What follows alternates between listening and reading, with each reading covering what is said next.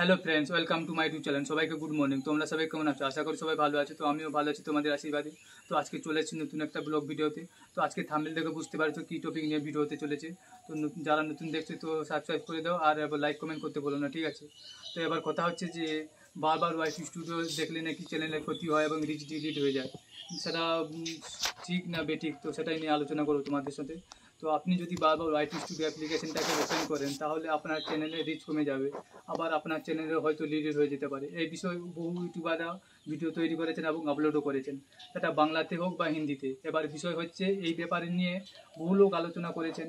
তারা বলেছেন YT studio অ্যাপ্লিকেশনটাকে ব্যবহার করা উচিত কি না, এবং ওয়াইটি স্টুডিওর যা আছে সেটাকে কি আমরা বারবার ওপেন করতে পারি কি না।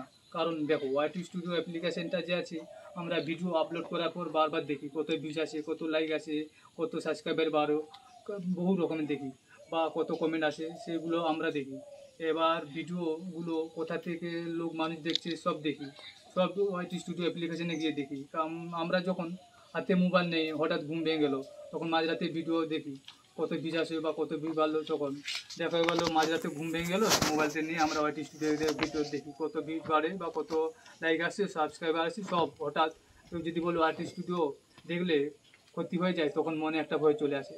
তখন আমি ভাবি কী হবে কি না হবে, সব কিছু মনে একটা দুঃখের প্রকাশ হবে। দেখো, ওয়াইটি স্টুডিও যা অবস্থা এখন, সেই রকম মানুষ রিচ পাচ্ছে না, কারণ যারা লং ভিডিও করছে তাদের ভিডিও বেশি দেখছে না।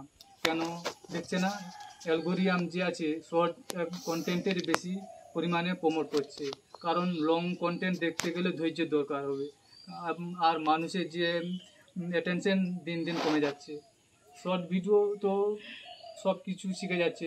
শর্ট ভিডিও যদি একটা কিছু ফেসবুকে যদি পাসওয়ার্ড ভুলে যায়, তো শর্ট ভিডিও যে সার্চ মেরে দেখে নিচ্ছে যে পাসওয়ার্ড কেমন করে পাওয়া যাবে বা কি আদার্স অন্য রকম কিছু আছে। তো এখন কথা হচ্ছে যে বারবার ওয়াইটি স্টুডিও ওপেন করা উচিত কি না। তো বারবার স্টুডিও দিয়েছি কিসের জন্য? এটা ওয়াইটি স্টুডিও একটা অ্যাপ্লিকেশনটাকে বার করেছে বারবার দেখার জন্য, যে ব্যবহার করার জন্য।